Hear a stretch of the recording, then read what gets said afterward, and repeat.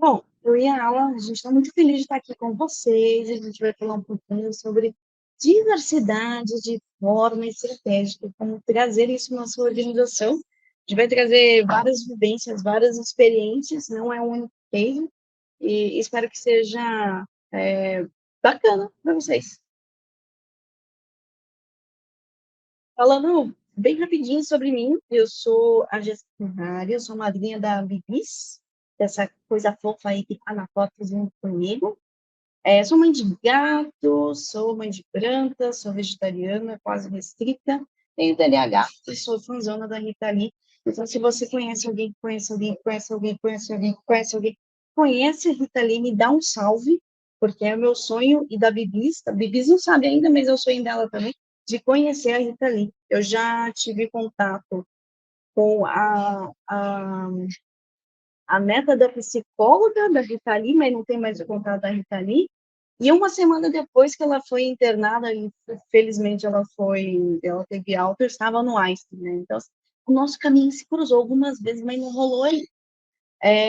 Também sou especialista em desenvolvimento de líderes e organizações, sou mentora para pessoas que estão fazendo transição de carreira ou que já trabalham com agilidade, liderança e gostaria de aprender um pouquinho mais. E sou formada em ciência da computação, já fui desenvolvedora, já fui líder técnica, mas eu conheci um negócio chamado gente, pessoas, sabe? Eu fui trilhando esse meu caminho por aí.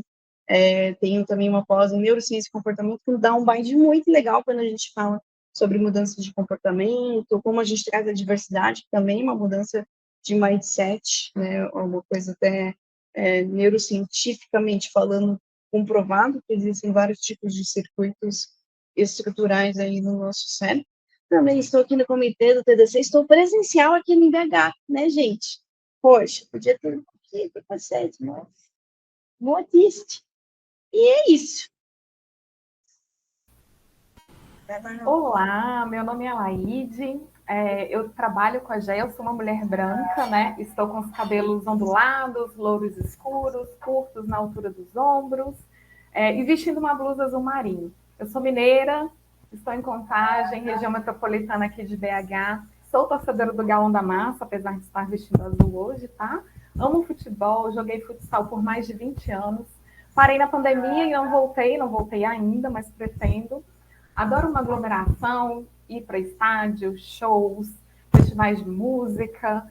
E eu estou há mais de 15 anos trabalhando na área organizacional, né? Então, sempre fazendo uma trajetória aí dentro da área de pessoas e cultura. E hoje eu estou como agilista na área jurídica, na área de propriedade intelectual.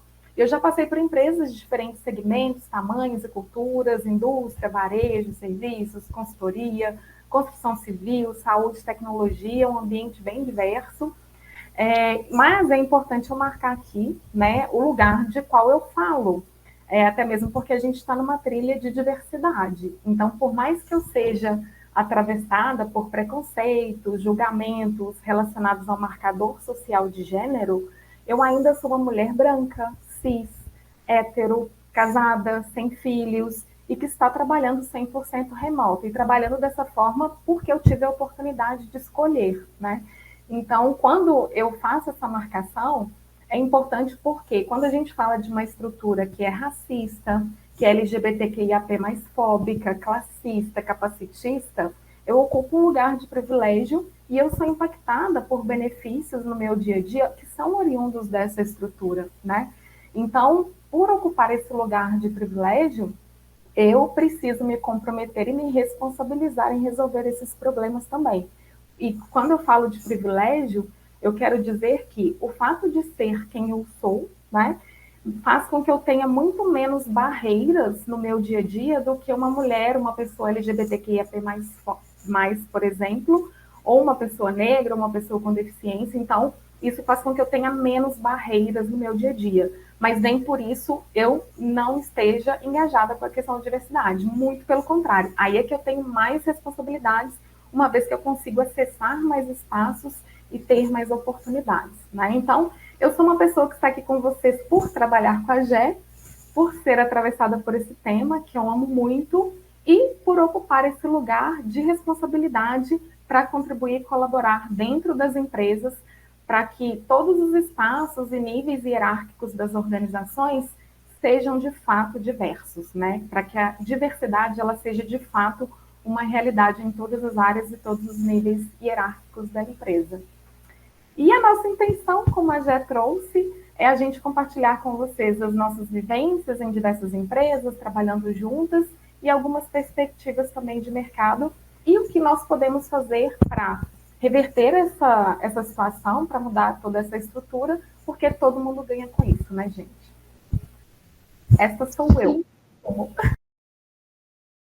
Essa mina sou eu, muito bom, e é legal porque, assim, eu estava até falando para ela hoje de manhã, eu não posso esquecer de fazer minha audiodescrição, e eu fiquei tão avoada aqui que eu esqueci, eu peço desculpa, mas eu sou uma mulher branca também, cabelo curto, bem curto, loiro, acinzentado, estou usando um óculos de grau, tem uma pintinha aqui na bochecha direita do meu rosto, e uma outra bem abaixo do meu lábio esquerdo. Estou com uma camiseta, uma camisa florida aqui, verde, e uma camiseta do TDC com os pulsos para cima, e o que ela outra vai ser muito importante, né? Eu sou atravessada pelo de gênero, de orientação sexual, e também pelo TDAH. Então, a gente está aqui para conseguir trazer cada vez mais espaço, né, para que esse tema extremamente importante seja discutido, sim. E o que a Yara trouxe no início do evento é exatamente isso. Se você acha que essa trilha não é para você, significa que ela é para você. Então, vem aqui, fala com a gente e vamos conversar. E se vocês quiserem mandar qualquer pergunta durante a palestra, eu estou de olho aqui no chat, a gente consegue responder. Beleza? Vou deixar aqui um cupom de 50% de um workshop em Descobre e Resolução de Problemas com Sherlock Holmes. Então, é um workshop super lúdico, onde a gente vai fazer um pouco de Discover, vai pegar um pouco por causa dos países. Para mim, a tela não mudou, não sei se é para todo mundo. Ela não mudou. Então, pera aí. Continua na minha apresentação. Entendeu? Foi. Agora foi.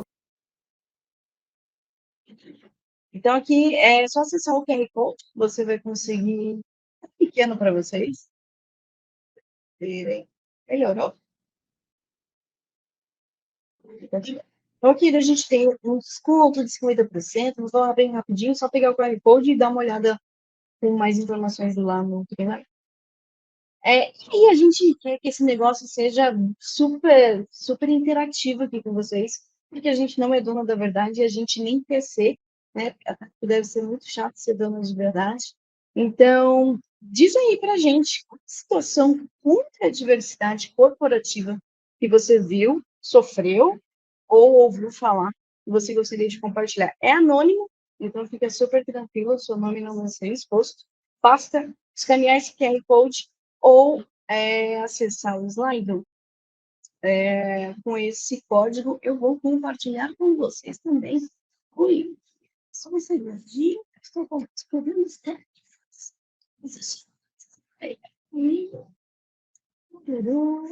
Estou mandando o link aqui no chat para vocês também. Se tiver algum problema para acessar, conta aí pra gente. Por que a gente está trazendo isso? Justamente para compartilhar os nossos conhecimentos e aumentar a nossa base de informação mental aí, né, de cenários diferentes que você já. E aí, vamos tudo agora de verdade. Quando a gente faz algumas pesquisas sobre dados de gênero, de raça, nas organizações, a gente começa a ver uma grande movimentação no sentido de trazer mais visibilidade sobre os assuntos. Então, esse gráfico aqui, ele mostra para a gente a quantidade de mulheres e homens que estão saindo das empresas nos últimos anos. E é notório, né, que de 2020 para cá, a gente tem aumentado a quantidade de mulheres que estão saindo da organização, né, na taxa de liderança. Ou seja, existe um movimento um pouco diferente dos últimos anos para cá. Quando a gente fala também sobre a quantidade de pessoas não brancas dentro das organizações, a gente vê uma foto, né, até um pouco assustadora, no sentido de que No quadro executivo, na gerência e no conselho de administração de uma organização, nós não temos tantas pessoas não brancas, né? A maioria está aqui na base. E quanto mais a gente começa a expor essas pesquisas, e às vezes a gente fica até com a sensação de isso não estar realmente resolvendo o problema, a gente começa a dar um pouco mais de visibilidade sobre o assunto, né? Aqui a gente tem um gráfico do Google Trends que ele mostra para a gente a quantidade de pesquisas relacionadas sobre diversidade nas empresas. E é notório que de um tempo para cá, né, de 2018 mais ou menos, isso tem aumentado. Isso é muito bom, porque começa a movimentar o mercado e fazer com que as pessoas que têm o dinheiro ali, que têm as moedas, as placas, elas começam a ver oportunidades de negócio e oportunidades de retorno financeiro, né? O que é um pouco ruim, mas pelo menos a gente está tendo um movimento maior de ter um pouco mais de diversidade dentro das organizações. E aí, né, dado esse contexto, esse cenário global aí, as pessoas que têm dinheiro, as pessoas donas das organizações ali, ou realmente pessoas que estão buscando mais sobre diversidade dentro das organizações, começam a se movimentar e criam, né, um grupo de trabalho de roadmap de diversidade 2023, né? E é muito normal a gente ter um movimento assim, né? Uma sala cheia de homens héteros, brancos, cis, né, engravatadões assim, que pelo menos já estão começando a falar sobre isso. Então, isso é muito bom. Mas a gente já tem um grande problema aí, que assim, resolve um pouco porque a gente começa a falar sobre isso, mas a gente já tem um problema de não ter diversidade desse grupo. E como que um grupo que não tem diversidade consegue ver as coisas de prismas diferentes? Então, aí a gente já começa a falar do primeiro problema desses grupos, é a falta de diversidade deles. Aí, quando a gente fala sobre um grupo diverso, tem que ter pessoas com hierarquia e influências diferentes da base, da coordenação, da alta estratégia, da média estratégia, para que a gente consiga fazer esses tipos de movimentos, porque a gente vai precisar de vários movimentos estratégicos dentro da organização. Esse grupo, ele precisa ter momentos de alinhamento, né? Então, é uma equipe, é uma squad, né? Como é muito conhecida. Então, ela precisa trabalhar de uma forma parecida. A gente precisa ter pessoas ali que realmente se comprometem com a causa. Não é mais um grupo, né? Eu tenho uma equipe aqui, todo grupo ali. Não, eu tenho que estar realmente engajado, eu tenho que estar estudando, preciso estar aprendendo sobre isso. Então, eu preciso estar engajada realmente no assunto. E também isso é um dos motivos que eu e a Aula, a gente gosta muito de falar sobre isso, porque a gente está engajado, a gente lê, a gente estuda muito sobre isso. Imagino que vocês que estão aqui também. Ouvir e buscar feedback de outras pessoas, né? Tanto da organização até fora. Porque, falando do meu ponto de vista, eu estou falando do meu ponto de vista, né? De como essa falta de diversidade me atravessa. Mas talvez por uma pessoa não branca, uma pessoa com algum tipo de deficiência física ou alguma coisa que difere do meu prisma, isso vai ter um significado diferente. Então, a gente precisa ter feedback dessas pessoas, porque nem sempre a gente vai conseguir ter toda a diversidade em um grupo só. Então, por isso que é importante ouvir os feedbacks também. A gente precisa também calibrar o discurso, porque não sei se vocês sabem, mas não é todo mundo que está preparado para ouvir sobre diversidade, né? E está tudo bem, a gente precisa calibrar o nosso discurso, entender qual que é a cultura da nossa organização, da área que a gente vai atuar, para a gente conseguir calibrar isso. E conectar esse tempo de calibragem do discurso, o tempo que a organização está recebendo essa diversidade com a estratégia. Porque é muito fácil a gente ter um grupo ali, né, no cantinho, falando sobre diversidade e tal, mas quando isso não está conectado realmente dentro da estratégia da organização, a gente não consegue mover isso para frente. Então, a gente fica, tipo, com uma embalagem bonita, né, cheia de puff colorido dentro da empresa, mas a hora que a gente abre o capô mesmo do Fusca, tá tudo meio zoado ali, a gente não tem realmente uma inclusão. E o mais legal é que quando eu fui procurar esse GIF, né, É, eu não consegui um GIF, né, começou ali. é. Mas, oi, Só trazendo um ponto aqui, quando a gente fala desses grupos de trabalho de diversidade, é raro, mas acontece muito, da gente começar esse movimento nas empresas e as pessoas entenderem que o que é diverso é o que é diferente do padrão branco, cis, heteronormativo, né? Mas as pessoas brancas, cis, hétero, elas também fazem parte desse grupo de diversidade. E excluir essas pessoas, a gente está isentando essas pessoas da responsabilidade de fazerem parte também da solução. Porque o racismo, ele foi criado por pessoas brancas, né? A LGBTQIA+fobia foi criado por pessoas cis-hétero. Então, tirar essas pessoas também da discussão é também isentá-las da responsabilidade por resolver esses problemas. Então, o que a gente está trazendo aqui é que nesse momento da discussão e da solução, todas as pessoas que são minorizadas, elas não podem ficar de fora.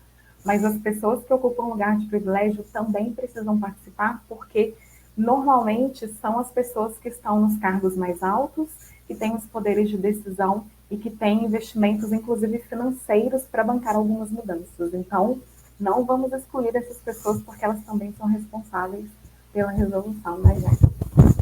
Então, e foi como você trouxe, né? Às vezes ela tem alguma posição estratégica, porque é uma pessoa que está ali, pode abrir um pouco mais o caminho para a gente conseguir entrar com mais força com o discurso de diversidade. É isso mesmo. E até para vocês terem uma ideia de quanto é difícil a gente ter um grupo diverso, até quando eu fui procurar essa imagem aqui, eu quase não consegui, né? Eu primeiro procurei por GIF, não consegui, e, né, pra vocês terem uma ideia, essas são as imagens quando a gente procura sobre diversidade. Então é difícil, né? Mas é super possível. E se não for possível, vamos procurar em outros lugares, em outros fóruns. E sabe que o CDC é uma forma disso, né? Eu já estou aprendendo horrores aqui com vocês. Então, vamos, vamos ver como que tá a resposta aqui da galera. A galera tá quietinha. A galera tá bem quietinha. Vocês estão aí. Mandem um salve aí no chat, se vocês tiverem mais.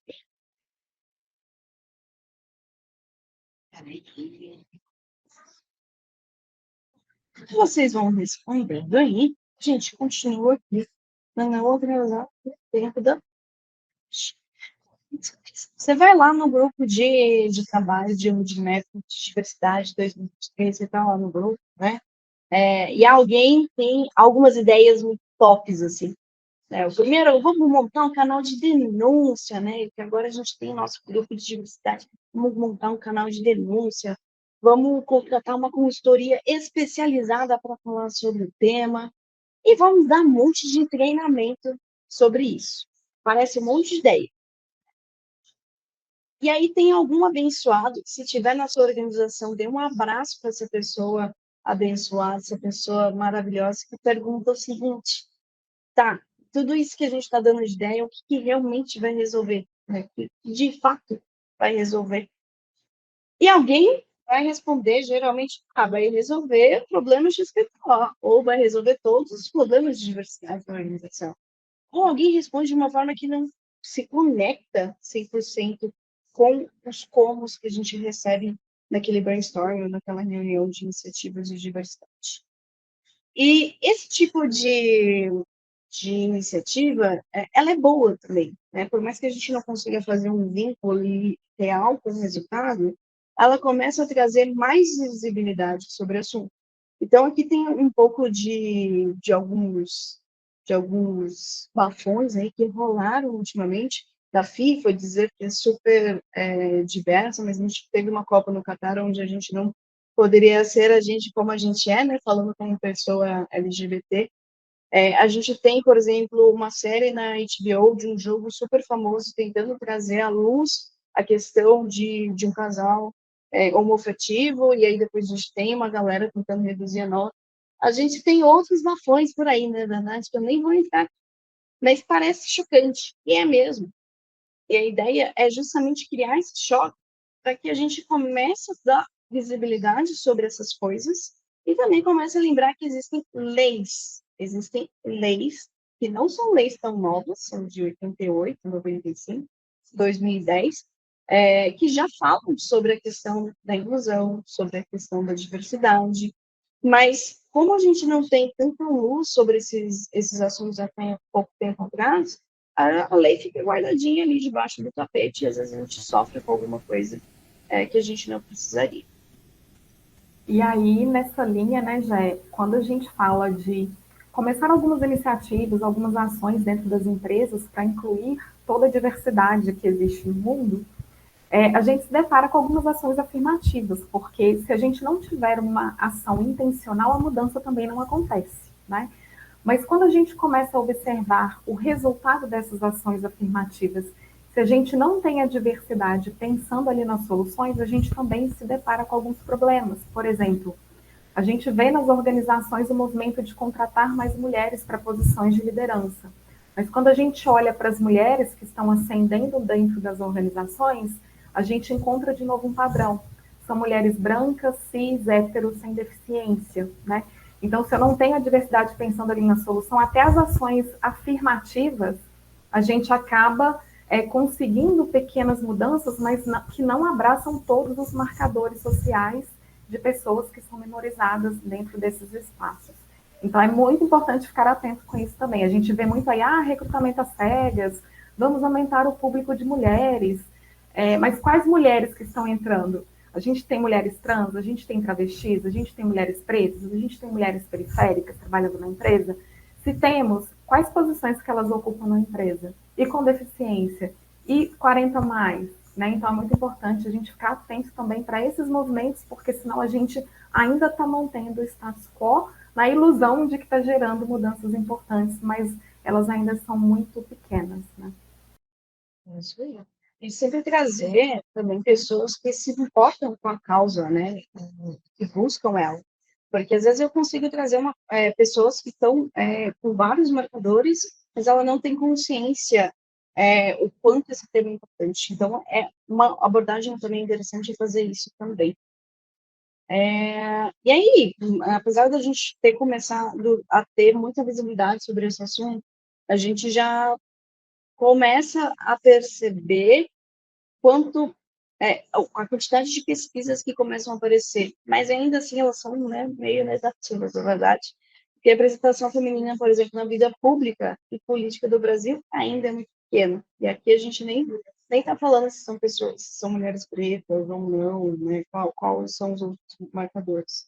Quando a gente fala sobre violência contra pessoas homossexuais ou que são do grupo LGBTQIA+, a gente ainda tem números muito grandes. Mas, pelo menos, a gente começa a dar visibilidade, porque a gente precisa, cada vez mais, criar esse choque que a gente vai mostrar aqui para vocês dentro da curva da mudança. Toda vez que a gente faz uma mudança, a gente acaba passando por essa curva, aonde a gente tem aqui a informação que pode causar ou não um choque.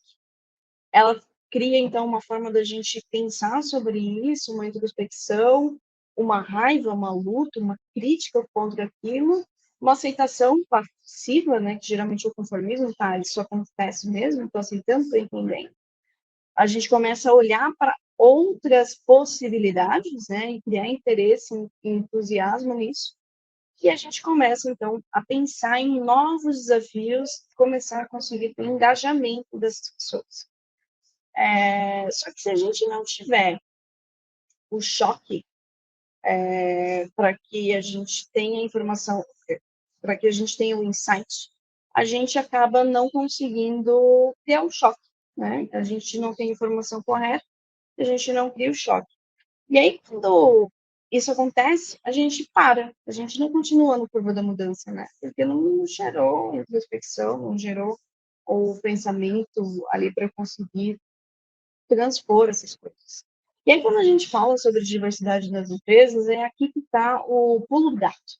Né? Porque se eu estou trazendo uma iniciativa de diversidade que vai resolver todos os problemas de uma organização, eu estou fazendo que nem a pergunta do gato da Alice, né? Se eu não sei para onde eu vou, qualquer caminho basta.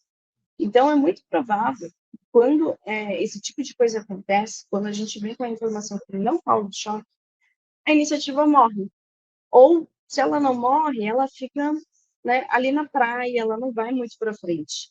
porque a gente arranha muito superficialmente uma coisa que é super complexa e super profunda. Então, a gente precisa ter muita noção para onde a gente está indo. Vocês estão tão quietinhos, quietinhas, quietinhos? Eu acho que vocês não responderam, mas vamos lá. Isso faz parte da diversidade e como a gente gosta de adaptação, a gente pesquisa, não tem problema. E tá tudo bem, né, Mas Gé? Não querer responder, tá tudo certo também. Tá tudo bem. tudo certo, tudo bem, faz parte. E a gente se adapta. Né? E aí, pensa aí, quantas ideias tops você já viu no mercado ou na sua organização, ou até que você já teve, que morreu por conta disso, né? A gente não sabia muito bem para onde a gente ia, o que, que a gente ia fazer, e aí ela acabou acabando, né? Geralmente aquela morte silenciosa, né? Tá todo mundo falando sobre esse assunto e do nada ninguém tá falando mais. Bom, e como que a gente então faz para que essa informação sempre crie choques? Primeiro, entender o que é um choque. Um choque é sempre quando a gente tem um corpo, um encontro violento entre corpos ou entre ideias. Então, a gente tem um status quo, né, onde a gente tem um conjunto de informações, e aí vem um novo conjunto de informações que pode me causar um choque ou não. E aí, falando sobre a diversidade, e eu acredito que tem muita gente aqui que conhece muito sobre o assunto, o que a falta de diversidade pode trazer para uma organização? Né? A gente já sabe que a falta de diversidade ela pode criar multas, pode criar pode prejudicar a imagem da organização de alguma forma, né, no LinkedIn, ou em alguma campanha que alguém questione e esse assunto comece a circular. A gente sabe que a gente tem uma diminuição na criatividade, então, se você está buscando inovação, e você tem as mesmas pessoas, estão nos mesmos locais, que tiveram a mesma formação, que têm a mesma idade e tudo mais, é muito provável que você não vai conseguir ter criatividade e muita inovação, porque as pessoas pensam de um jeito muito similar. Pode ser que você perca clientes. Tem vários clientes que não compram de marcas específicas. Por exemplo, eu mesmo tenho várias coisas que eu não compro de marcas específicas porque eu sei que tem coisas que vão contra os meus valores. Então, isso também causa perda financeira. E diminuição do público também. E aí, pensando, né, de todos esses impactos que a gente já conhece sobre a falta de diversidade, a gente começa a entender como talvez a gente consiga fazer a diferença dentro das organizações. Quais são os desafios que aquela organização está sofrendo? Ela tem meta, tem objetivo, tem OKR? O que geralmente a hierarquia mais alta está falando que o meu discurso de diversidade consegue se encaixar nisso? Qual que é o match que a gente consegue fazer entre os desafios que a organização está passando e o que a diversidade pode ajudar ou a falta de diversidade pode causar. E aí, trazendo um cenário aqui interessante, em uma organização, e juntando várias outras organizações, porque vai ser uma mistureba aqui, a gente tinha um cenário onde a organização ela tinha um OKR voltado para venda mais. Venda, venda, venda, venda, a gente precisa vender, a gente precisa vender. E aí a gente voltou na listinha top, né, ali das ideias e putz, vamos fazer um canal de denúncia. Tá, então se a meta é aumentar em 10% as vendas, como que eu consigo casar isso com diversidade, né? Você pode chamar uma galera para discutir junto com você, vendedores, pessoas que conheçam sobre o tema de diversidade. Vocês podem usar essa ferramenta aqui, esse test card, uma criação de hipótese. É algo que eu já venho trabalhando bastante tempo, a Laís também, e aí é assim que a gente vai trazer uma ferramenta bacana para vocês usarem. O que o test card é? Ele testa uma hipótese. Às vezes a gente já consegue testar na hora, porque a gente já tem as informações que a gente precisa, e às vezes a gente monta ele e precisa buscar alguma informação. Então, nesse caso aqui, que a gente tinha comentado as vendas e a gente queria encaixar um canal de denúncia, a gente começou a conversar e entender que a hipótese era que as pessoas não conseguem vender mais porque se sentem desconfortáveis por falas que os clientes trazem que são contra a diversidade. Então, um caso muito comum por exemplo, uma mulher vendedora ter um tipo de certo assédio ali na hora de uma venda. Infelizmente, isso é algo muito comum que acontece. E aí, para validar, a gente iria criar um canal de denúncia no período quando as vendas começaram a diminuir. E aí a gente começou a medir a quantidade de vendas com a quantidade de denúncias no mesmo período. Então, a gente estaria certo se a quantidade de denúncias aumentasse no mesmo período que o número de vendas diminuiu, ou se estabelecesse de alguma forma. A gente implantar o canal de denúncia, iria medir se, putz, agora tem no canal de denúncias, as pessoas se sentem mais confortáveis, elas vão vender mais. Então, eu vou ter um número de denúncias alto e um número de vendas alto. Beleza. Se alguém não achar que estiver fazendo sentido, dá um salve aí no chat para nós. Tá bom? E aí, o que a gente observou, né, depois que a gente aplicou essa hipótese? Que as vendas se manteram, né, a gente foi lá, fez o canal de denúncia, as vendas se manteram e a quantidade de denúncias ou diminuiu, ou não aumentou, ou não adiantou nada. Continuou ali, ninguém começou a usar isso. Então, essa hipótese específica, ela estava invalidada. O fato de você ter um canal de denúncia não fazia com que as vendas aumentassem. Ainda assim, a gente começa a ter um pouco de cheirinho ali, né, da onde a gente pode ir, porque isso, para mim, indica que a gente não tem um ambiente seguro nem para um canal de denúncias. Isso já é algo bem grave. Tudo bem, vamos para a próxima ideia top que a gente tinha ali. Consultoria especializada. Já morre essa ideia, porque a gente não tem dinheiro para fazer isso. Então, vamos para a próxima. Treinamentos, que é muito comum quando a gente começa a falar sobre diversidade nas empresas. Primeiro, vamos dar treinamento para todo mundo, falar de diversidade, fala banner, fala não sei o quê, bota na intranet, vamos enfiar diversidade em todo lugar.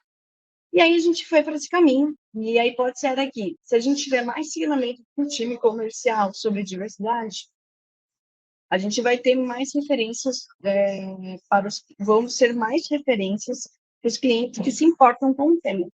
Para validar isso, vamos fazer um treinamento para o time comercial, mostrando a falta de diversidade dentro da organização e como que isso impacta as nossas vendas. E a gente ia medir o feedback das pessoas do comercial que fizeram parte do treinamento e a quantidade de novos clientes que vieram para a empresa por conta de sentirem a diversidade no time comercial e para o vendedor ter assim, ó, o conceito na ponta da língua. E aí a gente estaria certo se o feedback das pessoas que fizeram treinamento e que não conhecia o tema seria de 95, pelo menos 95%, e que a quantidade de número de clientes aumentasse, né, durante os últimos 3 meses, de 3 para 6 clientes que viessem por conta de diversidade dentro da organização. E a gente começou a falar, criou o material, tudo bonitinho, e já fomos colhendo feedback, né? Que não adianta a gente passar o treinamento para o time comercial inteiro se a gente já descobrisse no início que a gente já precisava fazer alguma coisa. E aí eu pergunto para vocês, pessoal, quando vocês fazem o treinamento obrigatório, vocês ficam, opção 1, muito contentes com aquele treinamento obrigatório, ou opção 2, vira o olho e fala, portanto. E o Gé, tem um probleminha aqui que faço meia culpa eu vendo o mundo do RH, né? É aquela mania de colocar um treinamento obrigatório para todas as pessoas da empresa com o mesmo conteúdo, como se todas as pessoas tivessem as mesmas necessidades e os mesmos níveis de engajamento, né? Então tem que tomar muito cuidado com esses treinamentos obrigatórios. Ó, a galera voltou, galera, é isso mesmo. Dependendo do tema, se você já não entrou em choque, se você não tem interesse por aquele tema, beleza. Provavelmente a gente não vai ter tanto engajamento, né? A gente vai ter essa reação aqui de putz, que droga. Bom, beleza. Então, quando a gente começou já a rodar isso, a gente começou já a colher alguns feedbacks. E aí a gente falou, pode parar, vamos analisar e vamos adaptar o nosso caminhar aqui. e vou trazer alguns dos feedbacks aqui, tá? Não é exatamente, como eu falei, é um Frankenstein, isso aqui contém um pouquinho de cada lugar, porque tem muitas experiências, muitas histórias aí. Mas, para a primeira métrica, a gente já descobriu que sendo apenas as pessoas que fizeram o treinamento responderam as perguntas. Ou seja, a gente já tinha um indicador de que o engajamento foi muito baixo. A gente viu um monte de conversa de corredor que não estava fazendo sentido e que tinha exatamente o que a Laide trouxe, tinha desconexão com a realidade, né? Com a realidade daquelas pessoas. Então, tinha, a temática é importante, mas não tinha essa conexão. Então, por mais que eu me engajasse, eu não sabia como trazer para o meu dia a dia. Contudo, porém, ajudou algumas pessoas a conseguir mais clientes ou interesse de clientes pelo tema. Né? Ó, a gente teve um treinamento, assim, e papapá, e o cliente, olha que interessante. Então, aqui a gente achou um bom indicador de algum caminho que a gente poderia seguir. Então, aí pode estar falando que isso é muito complicado, né? Está validado, está validado, mas deu em suma para a gente continuar nessa curva de mudança. Né? E já vou fazer o gancho aqui. Bom, então a gente teve uma informação que ela não criou um choque exatamente no nosso público, mas criou um choque para a gente, né, que estava ali puxando esse ponto. E aí a gente começou a discutir sobre isso e a gente entrou num negócio chamado Sísifo, que é quando a gente está discutindo sobre um assunto e a gente começa a entrar em muitos loops. E, é, e aí, o que acontece quando isso acontece? A gente não consegue continuar na curva da mudança. A gente começa a entrar numa espiral do Tasmania, que todo mundo começa a falar, mas ninguém fala nada e a gente não consegue sair disso. A gente precisa ressignificar esse Sísifo no sentido de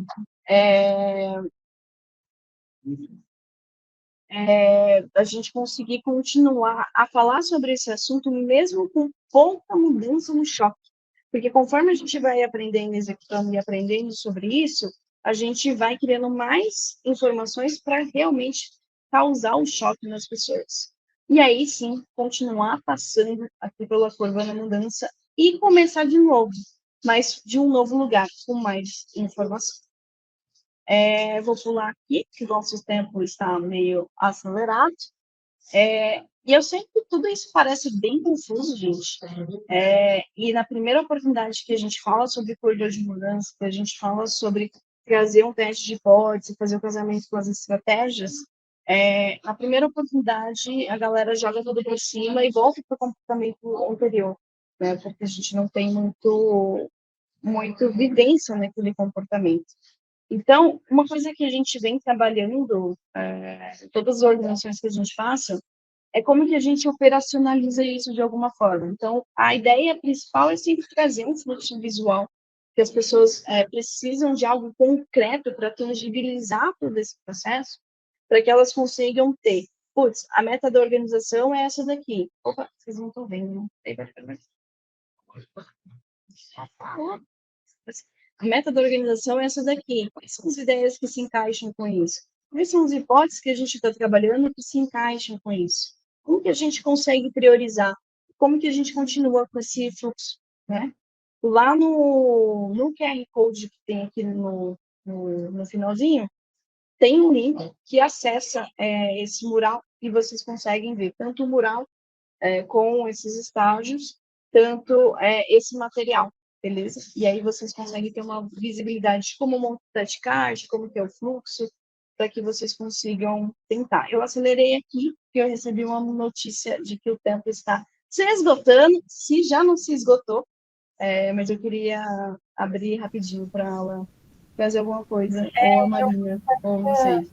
Gostaria só de deixar, né, um recadinho, assim, um convite ao mesmo tempo, porque às vezes a gente pensa, mas eu não ocupo cargo de liderança, mas eu não tenho poder de decisão na empresa, eu não consigo contribuir para essa mudança. A gente consegue, né? Independente do lugar que a gente ocupa na organização, a gente consegue contribuir, seja para pequenas mudanças, seja questionando crenças no dia a dia, né, crenças preconceituosas, no nível de conversa, no nível de atuação que a gente tem, mas a gente sabe que as mudanças efetivamente vão acontecer se aquelas pessoas que ocupam posições de poder e tomada de decisão estiverem engajadas. E para a gente conseguir engajar essas pessoas, a gente precisa do choque, né? Mas o choque, quando ele é muito forte também, ele afasta as pessoas. Então é muito importante a gente ter essa atenção de que trabalhar essa temática dentro dessas empresas é fazer a administração do conflito. E o que a gente vê em muitos lugares é quando começam a fazer o movimento, se deparam com choque, as empresas recuam. Né? Então a gente tem esperança, a gente ainda acredita que essas mudanças elas vão acontecer, sejam de forma mais lenta ou de forma mais acelerada, mas cada um de nós, independente da posição que a gente ocupa dentro da empresa, a gente pode sim contribuir de alguma maneira. E muito obrigada, pessoas que estão aqui conosco até o finalzinho, e pedimos desculpas por ter passado aí os 5 minutinhos.